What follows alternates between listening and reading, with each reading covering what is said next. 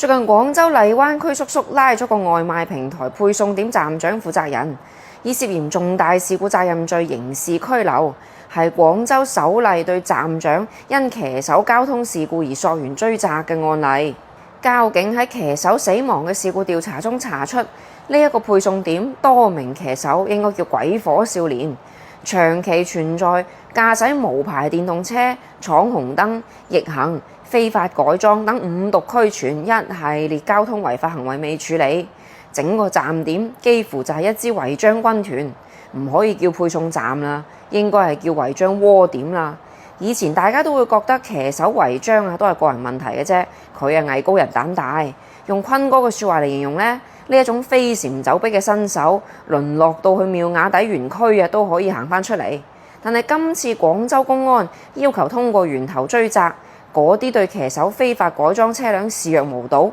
縱容同埋默許所有交通違法嘅管理人員，確實係應該為慘痛嘅人命埋單啊！首例過後，好可能就會形成常態化處罰，全國90%嘅站點都要迎嚟大地震，突然就係將站長呢份工作變成高危行業啊！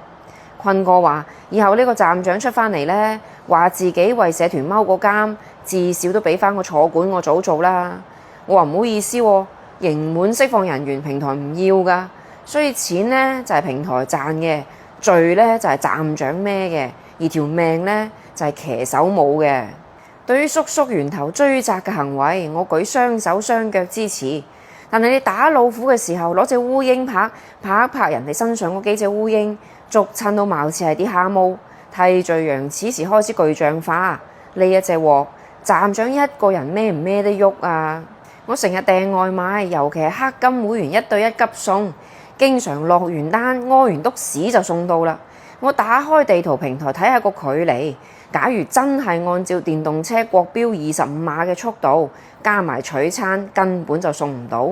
所以騎手換命式接單嘅背後，都係因為被算法精確計算到秒嘅配送倒計時鞭策緊。而站長呢個角色呢，都算係夾縫生存啊！上受平台管控，下受人員約束，自己都冇計，憑一己之力改變算法規則，最後就要為整個體系嘅漏洞承擔刑事責任。兩方都算唔上係真正嘅過錯源頭，但係都要雙雙為畸形嘅配送模式付出沉重嘅代價。